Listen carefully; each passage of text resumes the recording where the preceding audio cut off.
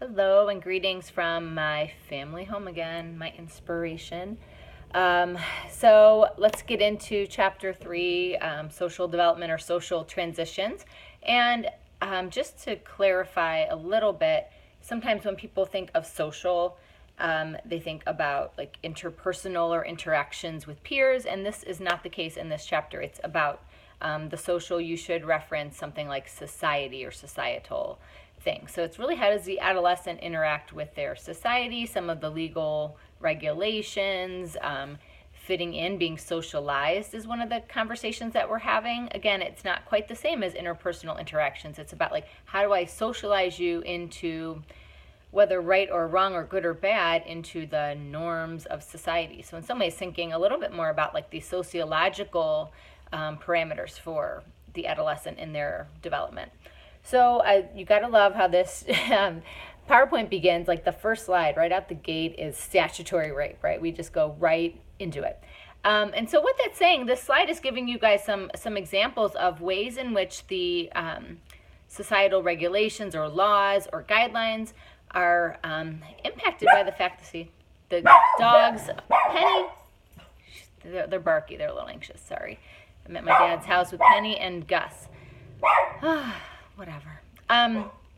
So things like state abortion guidelines, things like statutory rape guidelines, those things interact with the fact that the teenager is under the age of 18. So this does have there's some differences between especially in this chapter, between the adolescent who is under 18 versus the adolescent who is 18, 19, or 20 or beyond.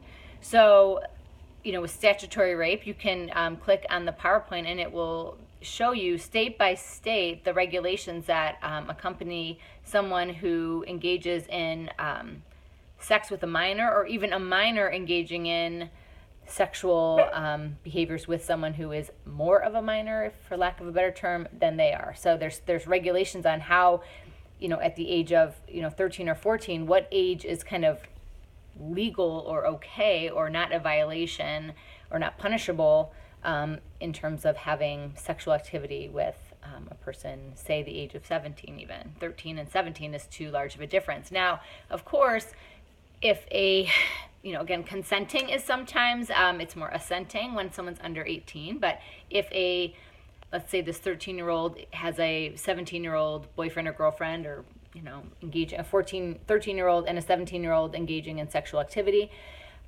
If parents are on board, if both actors or 13 and 17-year-old are consenting / assenting to this, then it may not be an issue. But it certainly is an issue if legal guardians or parents are not on board with this relationship, right? So this could be punishable by time in prison, fines, even being a sexual predator and having that type of thing, publicly put on like websites like Megan's Law or things like that.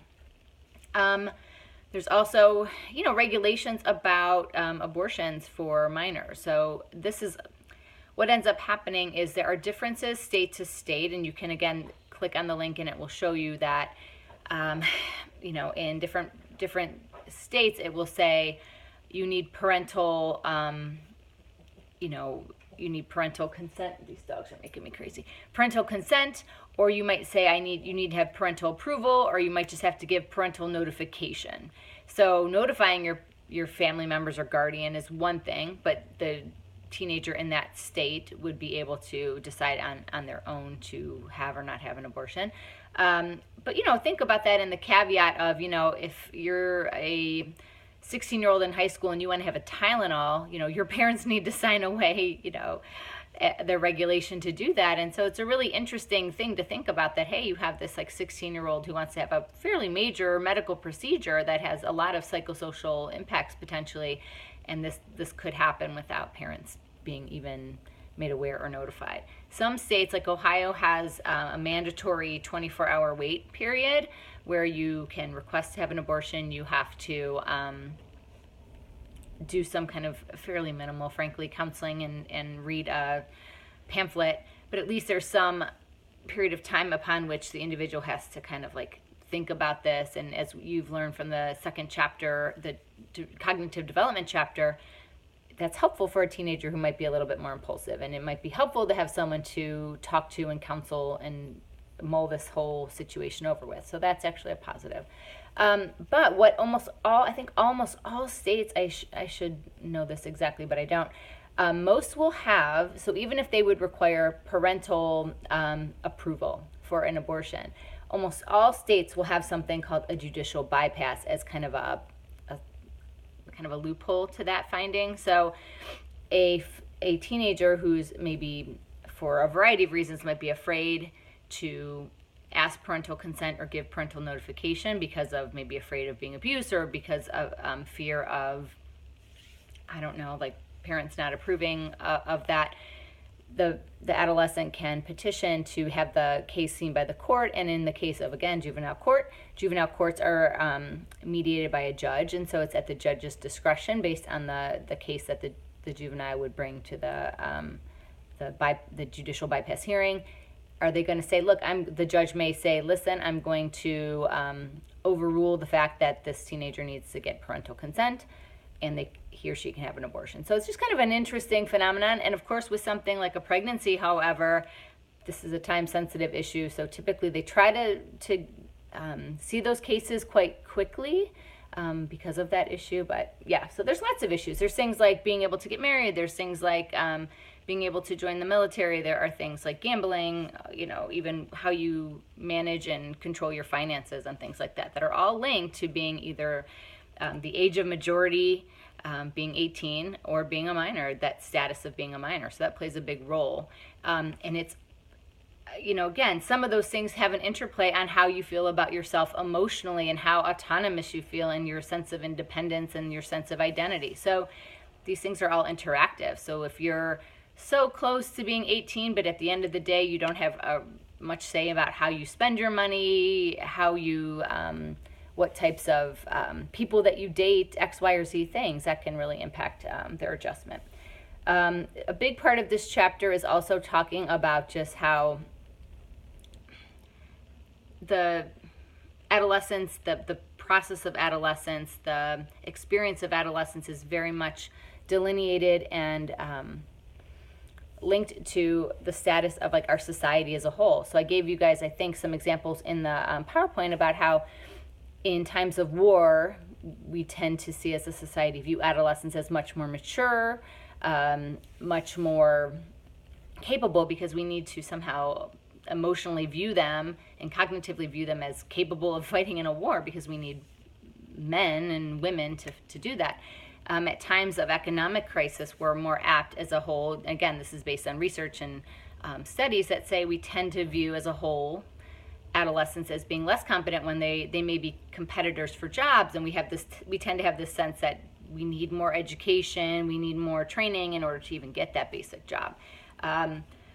Other things that are, again, like artificially created as a function of society are things like, because it's elongated, you guys really seem to relate to the idea that you're emerging adults, your adolescence is in some ways elongated, or that path to adulthood is a little elongated. So that's a different thing. That's related to how our society is now as opposed to how it was hundreds of years ago, in which we just kind of worked on the family business before we kind of became a more industrialized nation. If you think about some different cultures in Africa at present day, or Papua New Guinea, or other places where there's not a lot of industrialization and people are living together in families, and young children are really expected to work and take part in whether it's farming or manual labor or what have you. That transition, I'm not saying it's better or worse, but it's more of a smooth transition. There's less of this like teenagers versus kids versus adults versus older adults. There's less of this like stratification of age. And again, that's a function of our society. One other thing that theorists who study adolescent development will say is that we don't do a great job as adults of preparing our youth to kind of transition to adulthood. It's pretty discontinuous. It's kind of done in the absence of good training. So even thinking about something as simple and relatable for you guys, when you kind of went from high school to college, like no one's teaching you how to completely live independent, how there's not a lot of good preparation to like go from living at home in a very safe, secure space to then moving to college where you have complete freedom. And you guys have, I'm sure, have seen this, whether it's you or a friend or a distant acquaintance who's really taken that, they just did not know how to manage that freedom. Perhaps they got way too involved in the hookup culture. Perhaps they started doing drugs or alcohol. They didn't have good training for even like, it sounds weird to have training to learn how to drink alcohol. And I'm not necessarily on kind of video saying that that's something that I'm condoning, but I think there has to be some education that's perhaps more relatable and better than DARE to help, you know, our teenagers learn how to do this. That transition, that training is not super effective. Similarly, the training from college to the workforce is also lacking. So some of you I know are graduating and perhaps like preparing yourself. College is not always effectively preparing you for the exact job you're doing, and so we need a little bit more of a better transition, a little bit of a buffer to improve that. That's what a lot of the research shows. So I'm going to see what else I want to talk about. And so this whole idea of inventionists. So the inventionists are kind of suggesting that, it kind of goes back to my point a few points ago, just basically that like adolescence is in essence, it's not like a made up phenomenon, but it's a function or an invention or a secondary component of the society that we've created. Okay, so it's really relative to the history, the culture, what's happening, and it reflects societal needs. And I'd love to say, you know, those of you going into ed, that school, you know, some of the roots of schooling, of course, were to better students, but a big part of it was to kind of homogenize immigrants coming here. Part of it was to give teenagers something to do. One good take-home message in general about teenagers is that like idle time of boredom, time alone to, you know, with nothing structured to do does not tend to equate to positive things. So that's what a part of schooling was, hey, partly we're going to send you there and socialize you and teach you some important concepts like being respectful to adults, or we want to teach you, you know, some things that as a society in general we value. We want you to know the roots of our country. We want you to understand discrimination in order to hopefully prevent that. We want you to have some ideas of gender roles, perhaps. You know, some things are like a very explicit part of the curriculum, and some things with socialization are very unclear and subtle. It's in some of the literature, especially with kids that I work with autism, they call some of the socialization parts the hidden curriculum. So things that aren't necessarily with, yes, we're not like going to have a lesson on how do you, I don't know, respect your teacher, but in essence, we're teaching you that that's something that you might be punished for. That's something that you're going to be praised for with grades if you tend to be respectful and responsive to your teacher. So there's lots of like indirect things that we're teaching our students, and there's lots of things that, again, from as like future parents, or, you know, like there's some things that my kids in fact get taught at school that I may or may not agree with, right? Because I'm not homeschooling them. I'm allowing for kind of the broader school context to teach them, especially in the public school. So my kids, Graham goes to public school and then Lainey goes to a private school. So there is some leeway to say, look, if maybe religion is super important to you, or X, Y, or Z, there's even schools for like the arts, for different types of specific school things, or STEM schools or STEAM schools. There are some elements where you can pick a school that is going to highlight those issues. So they talk about those things in the sense of universalistic versus particularistic norms. So universalistic norms are some of the norms and socialization components that are taught as part of more of a public, school. And particularistic norms might be something that's more likely to be taught at a private school or at a homeschooling environment where it's something very specific. So if you think about a family who, recycling and the environment is really important, they may tend to really highlight those types of factors when they're teaching their students. All right, I'm going to do part 2. It won't let me go and post at YouTube past 15 minutes, so I need to do video part 2.